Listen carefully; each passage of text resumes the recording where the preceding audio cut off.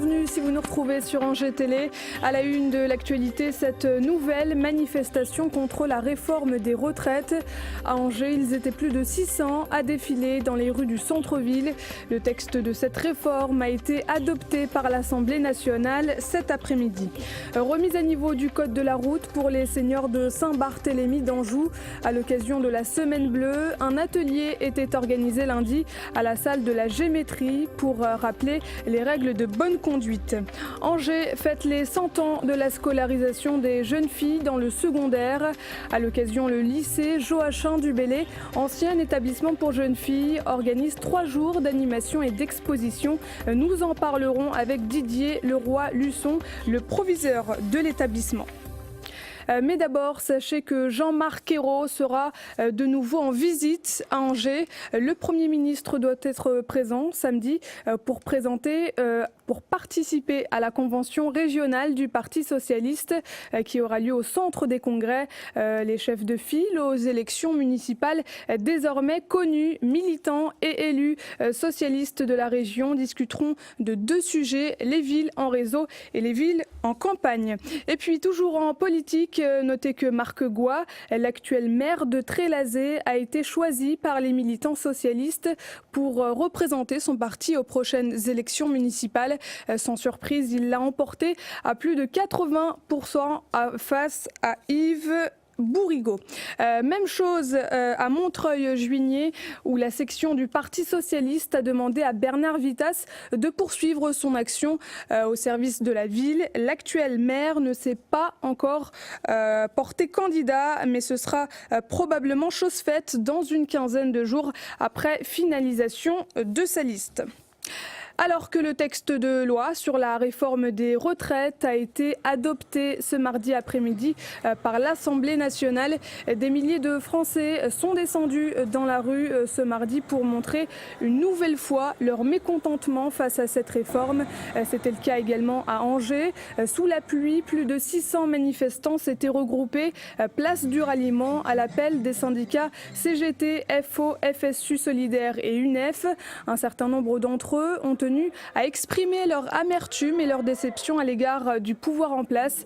Je vous propose de les écouter au micro d'Angers Télé.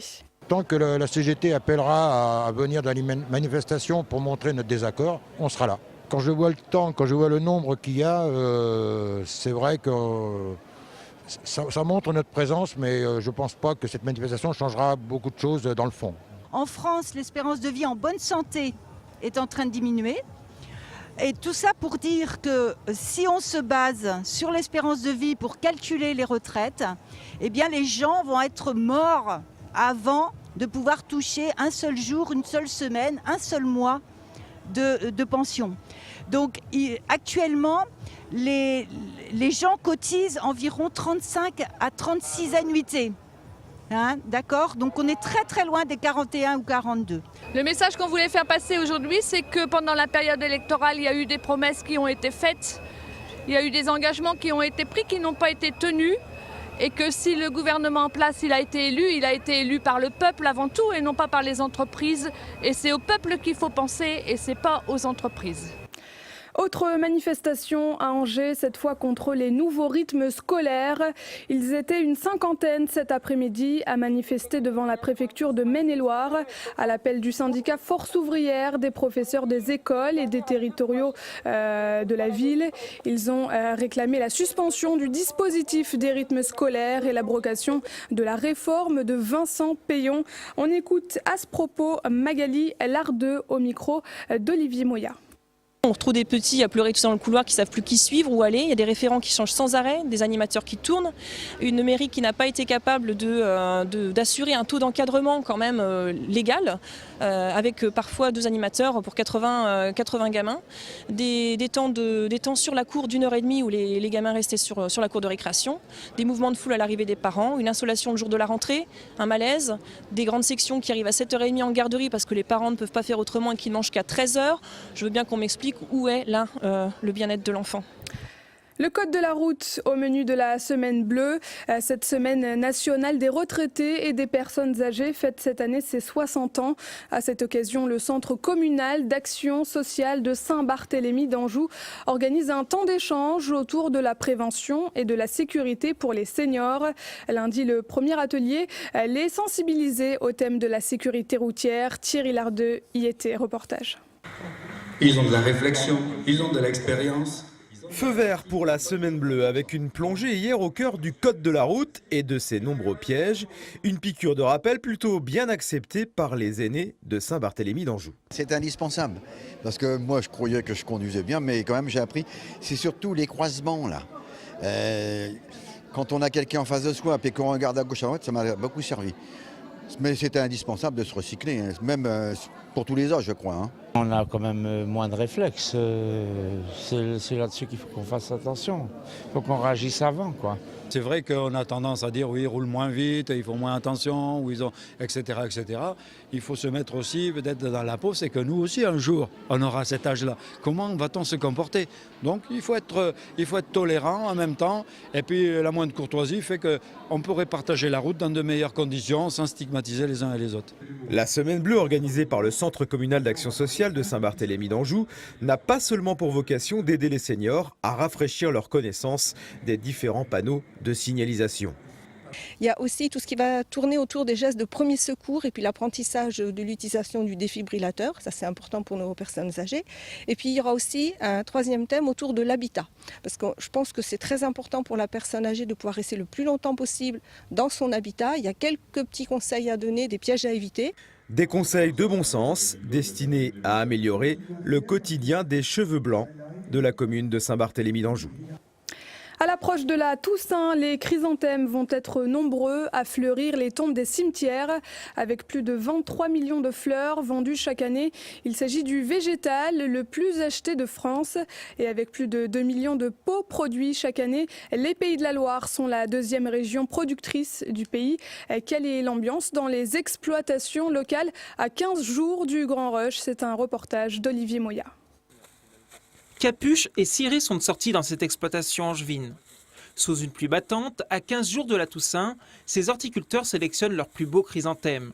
Vendus aux abords des cimetières et dans les jardineries, cette plante de tradition a vu le goût des clients changer depuis quelques années. La tendance du marché aujourd'hui se dirige vers des plantes avec 3 couleurs dans le même pot, comme le produit que vous voyez actuellement. C'est un produit qui est complet où vous retrouvez les 3 couleurs dans la même plante.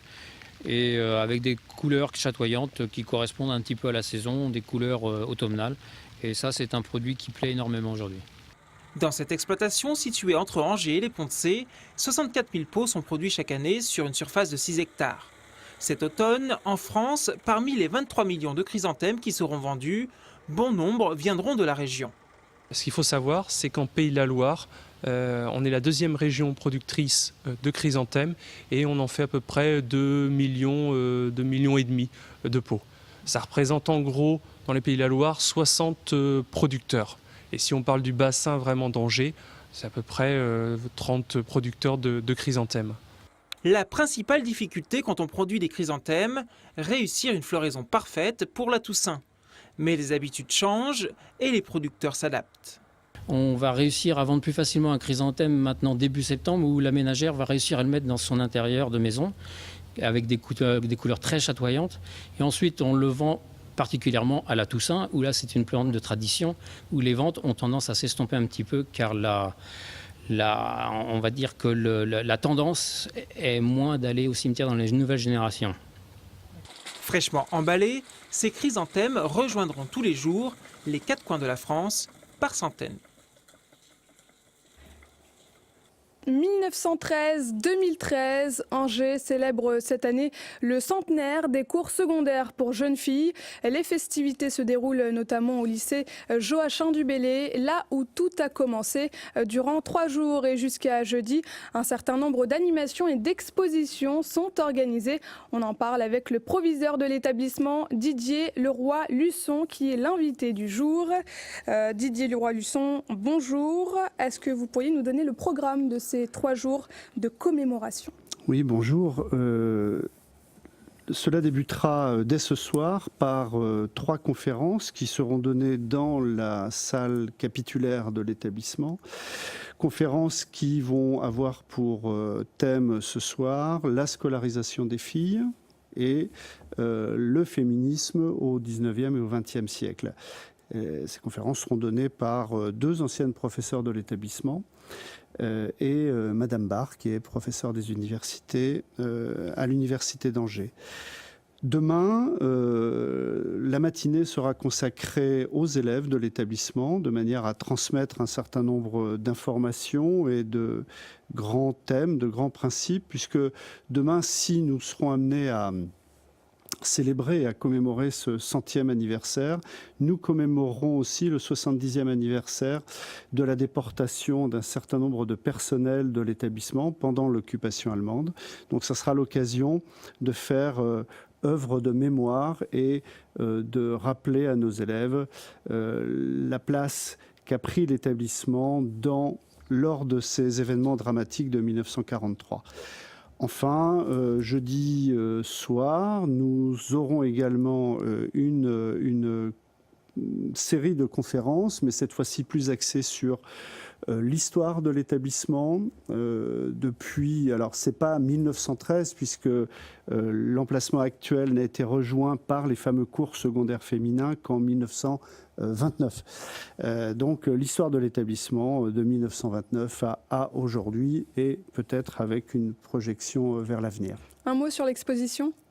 Alors l'exposition regroupe un certain nombre de travaux d'élèves, notamment sur la réappropriation artistique du cloître par les élèves de l'option art plastique de l'établissement, une galerie de portraits également d'élèves d'aujourd'hui, des photos de classe des années passées, mais également une exposition très intéressante qui émane du musée de l'éducation à Rouen et qui a pour thème l'égalité filles-garçons dans l'enseignement. On est là au cœur de notre thématique de ces 3 jours. À qui est destiné ce programme, cette commémoration ? Ce programme est destiné à nos élèves, mais il est aussi destiné, je crois, à faire le lien entre des membres de l'établissement, anciens élèves, anciens professeurs, qui sont regroupés au sein de l'association des anciens élèves et professeurs de l'établissement, association qui est à l'origine de ces commémorations, qui a la première émis cette idée de fêter.